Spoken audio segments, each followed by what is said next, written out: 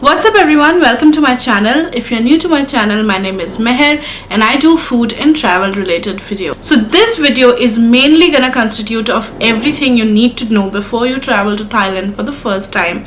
I am in Bangkok right now. I'm actually in my Airbnb. I've been in Bangkok for almost a little bit more than a week now, and the agenda was to stay here for 12 days.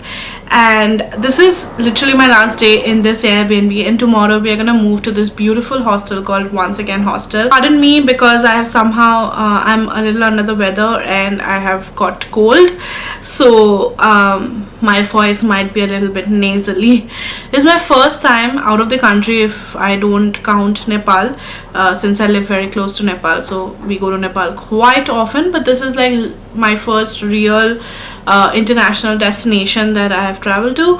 And I know that a lot of my friends, my peers are always constantly scared about the visa process, the immigration and how it all takes place. So like I'm gonna be making this video to break it all down for you. So first of all, you just have to book your tickets. It's simple as that. Do not miss your travel insurance. That is very, very important. Get your travel insurance. You never know what comes up, and also a lot of times a lot of countries require travel insurance to give you their visa. So make sure you get your travel insurance, and then after that you a couple of days before your flight, get your currency exchange. So for Thailand you need to have 10,000 baht per person, that is close to 24,000 something in INR, and it depends on the exchange rate every day. So we got it from Lulu Forex. Check up with all of them and find the forex that is giving you the best exchange rate. For us in Salt Lake it was Lulu Forex, so we got our currency exchange from them. And you need to have at least 20k in your bank account to be able to travel to Thailand. For family, I think you need to have like a total of 50k or something. I'm not really sure, but I'm not going to be talking about family, so I'm going to be focusing on individual accounts. So for each individual you need to have 20k in your account, and you need to be carrying 10k Thai baht, which is 24,000 something in INR. After that you get to your airport, you get to the international part of your airport, you go in, you get your luggage checked in, and then when you go in through security, first you'll have the immigration stamps. So there will be someone you'll have to go through before going through security. There will be someone sitting who will take the picture of you and stamp your passport before you make into the real security area. So after your cabin baggages and everything are checked in, you're set to go. In your flight you'll be given a form that you can fill up, that is your immigration form, but honestly that is like not of much use, and I saw a lot of people skipping it. So once you get down in DMK or Swanabhumi, that's where you'll find another sheet which you have to fill up with all of your information, your passport information, how many days you're staying, where you're gonna be putting up. All of the information has to be stated. You need a passport size picture which has to be 6x4. Like I didn't get the 6x4 and I got a regular passport size picture and I still got through. But you never know how the mood of the immigration officer is, so it's better you follow the rules and get a 6x4 photo and get it from India, because at the airport it's super expensive. So it's like 200 baht for 6 photographs, and which is like 450 in INR. So it makes no sense paying 400 bucks for just 6 photographs. So get it from your local photo studio. Then after that you just fill out the form, and there'll be the visa and arrival line where you have to stand at. Like it takes literally forever. That's a really, really long line. So stand in that line, wait for your turn. After that there'll be like 2-3 processes. So first person will ask you how many days you're gonna be staying in, like where are you gonna be putting up, and what's your purpose of travel. So you have to be like whatever, traveling or whatever is your purpose. Yeah, so they're going to be asking you how many days you're going to be staying in and all of that. They'll check the picture, they'll check the sheet that you filled up, and like for us, they didn't ask to see the 10,000 baht that we are carrying or our bank account statements, but you never know, so keep those ready. So it's best to keep your bank account statement with you and the 10,000 baht in your purse to show in case they ask for it. You go through another counter after that, where they'll again ask you your purpose of visit and all that, and they were quite friendly, like it wasn't super scary or anything.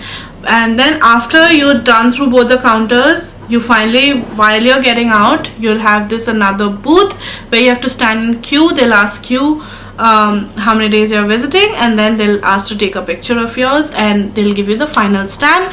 And after that, you're done. You can go out, you can pick up your luggage. By then, obviously the luggage belt will stop moving because it takes a long time to complete all those processes. So someone will probably keep your baggage lying around, or you'll have to go to your flight counter and ask for your baggage. But yeah, for me, I was very confused if you pick up your baggage first and then go through visa.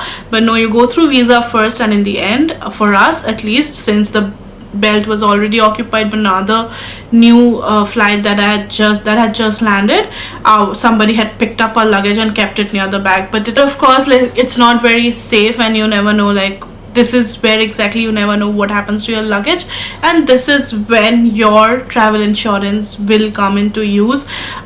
So in case you lose your luggage. Really hungry after we had just reached, so there was a 7-Eleven at the airport where we picked up some knickknacks, and Bangkok literally has 7-Eleven at placed at every 500 meters.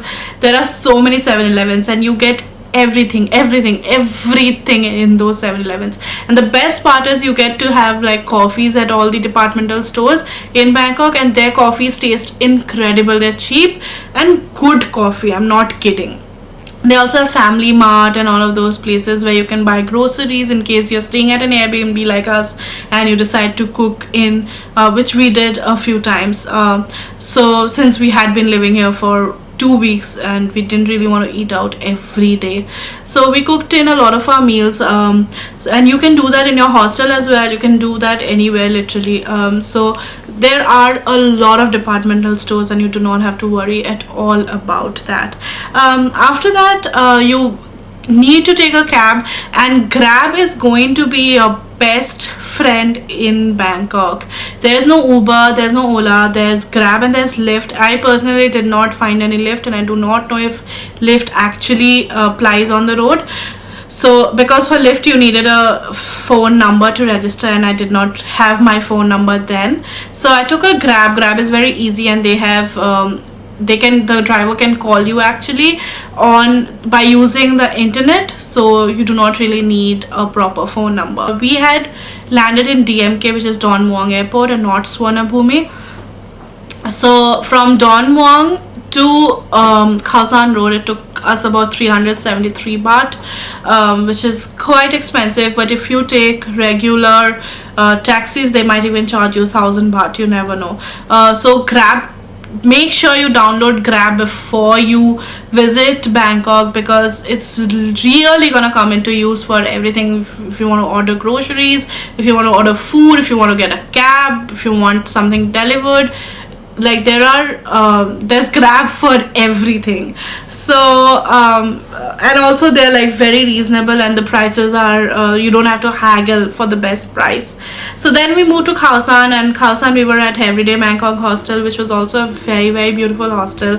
We took a private room there because I have never lived in hostel before, and I didn't want like to just come and immerse into that experience. I like my own time, private time, a little too much, so it's very difficult for me to be around people 24/7, which is why I took a private room. We took a private room, and I have been traveling with 2 of my colleagues. And after that we moved to this Airbnb after a day, and also we had to take that so be very careful of your timing and flights. We actually had to take that hostel because we forgot to check our flight, and we thought our flight was on 28th night instead of 27th night. and the timing is Bangkok is 1.5 hours ahead of us. So also while returning, make sure you know the timing. So when you're returning, it's going to be Bangkok time and not Indian time, even if you book your tickets in India. So if it is if your ticket is showing 9 p.m. Time, 9 p.m., it's gonna be Bangkok time. So that's something you need to remember. So be there at the airport 3 hours before. So inside Bangkok, there's like the food. The first thing you'll notice in Bangkok is their food. The food is absolutely incredible. I have no other way to describe it. It's amazing. Everywhere you go, the street food is beautiful. So do not miss out on the street food experience, but at the same time be careful what you're eating. If you don't like, I would suggest not to eat. You'll find a lot of places selling sushi in the open. Be careful about choosing those.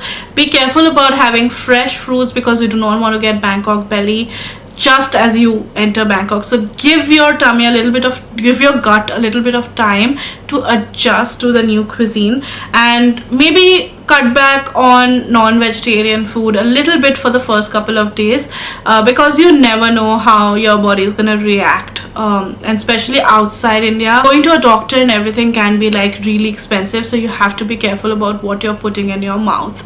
But again, the street food here is amazing, and if you're taking care, you probably will never fall sick. So just take care of that. And also, they put a ton of ice, and what went wrong with me, why I felt sick, was because they put a ton of ice in their drinks, and that might, if you're not used to consuming so much ice, you might just fall sick like I did, because the weather is kind of humid here. And right now it's rainy. It's monsoon in Thailand, so it's been raining literally every day, but it drizzles, so it hasn't really made a difference to our plans. Apart from Grab taxis, there are also Grab bikes that you can use, and if you're used to two-wheeler travel, it's fine, but if you're not, it might be a little scary because they drive really fast. There are also tuk-tuk drivers, but then you'll have to haggle with them a lot. But then tuk-tuks are a fun way to explore Bangkok. And there is BTS, which has very, very good connectivity, and that is basically the Sky Train. They are super fast and they connect everywhere. There's also MRT, which is the subway version, the underground version of it. And there's buses. If you're a little patient and want to understand the routes, you can always use the buses. And the local taxis, but then they charge exorbitantly. After you figure out your stay and everything, make sure you get a local SIM card. A lot of people might advise you against it and just say that there's going to be Wi-Fi everywhere, but you never know when a situation arises and you need to have local connection, you need to call someone, or you need to use your 4G on your phone. So for situations like this, it is important that you carry a local SIM card, or if not, there's another thing that you can do. You get a dongle from the airport, and I think it costs about $10 US per day. So you can figure that out and see which is the cheapest option for you. If you're going to be there just for a few days, you might just get a dongle, but if you're going to be there for a long time, you might get a local SIM card. That is going to be better for you than using a dongle, which might turn out to be pretty expensive in the long run. While Bangkok has a lot of amazing upscale fine dining restaurants, the street food totally trumps it all. Their food is incredible, and you get to experience local Thai flavors at every corner, literally. There you will find street food vendors supplying a lot of different kind of cuisines, and while it might be difficult to find vegetarian food, so if you're vegetarian, you might have to search a little, and especially in like big markets, you might get a lot more variety. But small street food vendors usually sell a lot of pork and chicken items. But if you're non-vegetarian, do try out the street food. Bangkok is a mecca for shopaholics. The malls here are grand, and street shopping is absolutely inexpensive. But beware, the volume can burn a hole in your pocket. You will find the latest variety of style in the markets of Bangkok, and make sure that you go to the Chatuchak weekend market while you are there. The market runs from Friday till Sunday and from morning till about 5 in the evening, and you get a huge, like literally a huge variety of clothes and like shoes. There's also food. There's gonna be a lot of artificial flowers, trinkets to carry, souvenirs to gift your near and dear ones. So make sure you go to the Chatuchak weekend market. And apart from that, if you're into luxury lifestyle brands, there's going to be Siam Paragon Mall, there's Siam Center, the Siam Square, the Siam Icon. You shouldn't miss out on these beautiful malls. And if you're not careful, you might just max out your credit cards when you are here. To cool down after your massive shopping spree, you can try the bubble tea in Bangkok. Bubble tea is quite a rage in Bangkok, and you get some incredible varieties. You can try the brown sugar ones, which are the best sellers, and there are a lot of bubble tea brands like Hey Sugar, Fire Tiger, Chabar, and they have some amazing bubble tea, and you're literally gonna fall in love with these pearl-based drinks after trying them for the first time. I didn't think I would be a convert, but it just happened with me. One of my absolute favorite things in Bangkok was the LGBTQ scene. There are some amazing drag bars, and the singers there are like, they're gorgeous. They have beautiful voices, and they perform like the total stars that they are. It literally feels like it literally felt like I was in an episode of Pose.